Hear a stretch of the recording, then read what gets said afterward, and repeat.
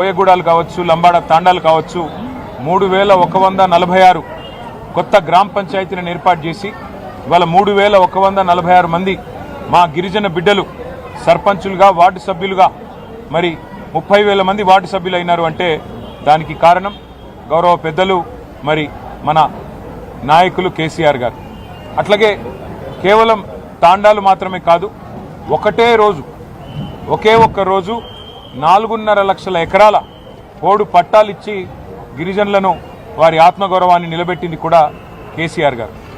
జల్ జంగల్ జమీన్ అనే నినాదంతో ఆనాడు ఏ పోరాటం అయితే కొమరం భీం గారి నాయకత్వంలో జరిగిందో, ఆదివాసీల కోసం, గిరిజనుల కోసం మరి పోరాటం జరిగిందో అదే పద్ధతుల్లో మరి అటు నీళ్లలో న్యాయం చేస్తూ, ఇటు పోడు భూముల పట్టాలిస్తూ, మరొక వైపు హరిత వనాలు పెంచుతూ, అట్లాగే వారి ఆత్మగౌరవాన్ని పెంచే విధంగా మరి బ్రహ్మాండంగా కేసీఆర్ గారి నాయకత్వంలో న్యాయం చేసుకున్నాం. అట్లాగే విద్యా ఉపాధి అవకాశాల్లో మెరుగైన అవకాశాలు గిరిజన బిడ్డలకు రావాలన్న ఉద్దేశంతో ఆశ్రమ పాఠశాలలు పెట్టి మా సత్యవతి రాథోడ్ గారి నాయకత్వంలో ఆనాడు పెద్ద ఎత్తున మా గిరిజన బిడ్డల కోసం మరి వందలాది గురుకుల పాఠశాలలు, జూనియర్ కాలేజీలు, డిగ్రీ కాలేజీలు కూడా పెట్టిన ఘనత బీఆర్ఎస్ ప్రభుత్వాన్ని, పెద్దలు కేసీఆర్ గారు. అట్లాగే కేసీఆర్ గారు మొదటి నుంచి చెప్తా వచ్చింది, తెలంగాణ రాష్ట్రం ఏర్పడితే గిరిజనులకు మరి ఉపాధి అవకాశాల్లో, విద్యలో రిజర్వేషన్లు పెరుగుతాయని ఏదైతే చెప్పారో చెప్పినట్టుగానే 6% నుంచి 10% రిజర్వేషన్లు పెంచి మరి చదువుకున్న గిరిజన బిడ్డలకి గొప్పగా అవకాశాలు ఇచ్చి వారి రిజర్వేషన్ల శాతం పెంచిన ఘనత కూడా కేసీఆర్ గారికి దక్కుతుంది. దాంతోపాటు మరి ఎవరైతే వ్యాపారవేత్తలుగా రాణించాలనుకుంటారో గిరిజన బిడ్డలు, వారి కోసం ఆనాడు కేసీఆర్ గారి నాయకత్వంలో సీఎం ఎస్టీ ఆంటర్ప్రినర్షిప్ ప్రోగ్రామ్ అని చెప్పి పెట్టి 200 మంది గిరిజన బిడ్డలకు మరి లక్షలాది రూపాయలు ప్రభుత్వ సబ్సిడీ ఇచ్చి వారికి ఇంట్రెస్ట్ లేకుండా మరి బ్యాంకు రుణాలు ఇప్పించి వారిని ఒక పారిశ్రామికవేత్తలుగా, ఔత్సాహిక బిజినెస్ మెన్గా కూడా తీర్చిదిద్దింది కేసీఆర్ గారి నాయకత్వం. కాబట్టి అన్ని రంగాలలో ఎన్ని రకాలుగా మరి న్యాయం చేయగలమో అన్ని రకాలుగా న్యాయం చేసే ప్రయత్నం చేసినాం. మా సోదరులు గుర్తు చేస్తున్నారు, ఓవర్సీస్ స్కాలర్షిప్లు కూడా ఇచ్చామని. అవి మాత్రమే కాదు, ఇంకా సేవాలాల్ బంజారా భవన్ ఇక్కడే బంజారా హిల్స్ నడిబొడ్డున కట్టిస్తాము అని మాటిచ్చారు కేసీఆర్ గారు, కట్టించారు. ఇవాళ అది ఒక తలమానికంలాగా మరి ప్రతి జిల్లాలో కూడా మరి అదే పద్ధతుల్లో సేవాలాల్ బంజారా భవన్ పేరిట మరి స్థలం మంజూరు చేసినారు, కట్టించే ప్రయత్నం చేసినాము.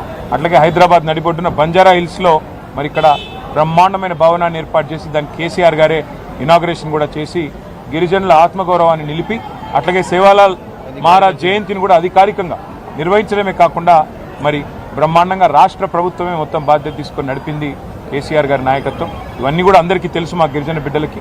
భవిష్యత్తులో మరిన్ని సేవలు కేసీఆర్ గారి నాయకత్వంలో తిరిగి ప్రభుత్వం ఏర్పడిన తర్వాత తాండాలలో ఇంటింటికి నీళ్ళిచ్చిన కార్యక్రమం కానీ, ఇంకా మిగతా కార్యక్రమాలు కానీ ఇంకా ఉధృతంగా చేస్తాము. గిరిజనులకు అండగా నిలబడతాము. బంజారా సోదరులకి, సోదరిమణులకి మళ్ళొకసారి సేవాలాల్ జయంతి మరి సందర్భంగా మీకు అభినందనలు తెలియజేసుకుంటూ, దాంతోపాటు ఇవాళ మహాశివరాత్రి కూడా ఈరోజే ఉన్నది.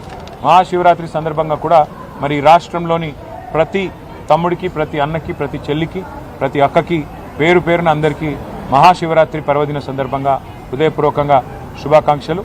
మరి ఆ శివుడి ఆశీర్వాదంతో ఈ రాష్ట్రం సుభిక్షంగా ఉండాలని, మీరందరూ మీ కుటుంబాలతో సంతోషంగా ఉండాలని మనసారా కోరుకుంటూ, వాళ్ళ 2 పండుగలు ఒకటే రోజు వచ్చినాయి, సేవాలాల్ జయంతి, శివరాత్రి.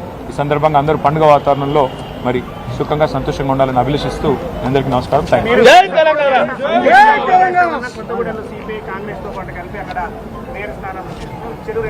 ఉండొచ్చు, దానికేముంది, వాళ్ళు ఆల్రెడీ అలయన్స్లో ఉన్నారు కదా. కాకపోతే వాళ్ళు ఆల్రెడీ సిపిఐ అనేది అలయన్స్లో ఉంది, ఇబ్బంది ఏమీ లేదు. మేము సింగరేణిలో ఉండే కార్మికుల ప్రయోజనాల దృష్ట్యా సింగరేణిలో జరుగుతున్న దోపిడీని నిరోధించడానికి అని నేను క్లియర్గా చెప్పాను. అక్కడ బీజేపీ, కాంగ్రెస్ ఇద్దరు కూడా ఇవాళ సింగరేణి దోపిడీలో భాగస్వాములై మరి వారు సింగరేణిని దోచుకుంటున్నారని చెప్పినా ఇవాళ ఏఐటీసీ లాంటి సంఘం మరి సిపిఐకి అటాచ్డ్ ఉన్నా మరి వారు ఏ కారణం చేతనో ఈ ఒత్తుకొప్పుకున్నట్టున్నారు. మరి వారి మీద ఏ మొత్తులు పనిచేసే నాకు తెలియదు కానీ, బట్ ఒకటి మాత్రం పక్క, ఎవరు కలిసి వచ్చినా కలిసి రాపోయినా సింగరేణి సంస్థ ప్రయోజనాల కోసం, సింగరేణి కార్మికుల కోసం గతంలో ఎట్లా కొట్లాడామో, గతంలో వారితో ఎట్లా ఉన్నామో భవిష్యత్తులో కూడా అట్లాగే ఉంటుంది. నాకున్న అవగాహన మేరకి ఇవాళ దాదాపు 34 చోట్ల హంగు ఉంది. సరే, అక్కడ చాలా అరాచకాలు చేస్తూ ఉన్నారు కాంగ్రెస్ వాళ్ళు. మా కార్పొరేటర్లు కౌన్సిలర్లను ఎత్తుకొని పోవడం, ప్రలోభ పెట్టడం, పోలీసులను ఇంటింటికి పంపడం, గూండాలను పంపడం, రకరకాల కార్యక్రమాలు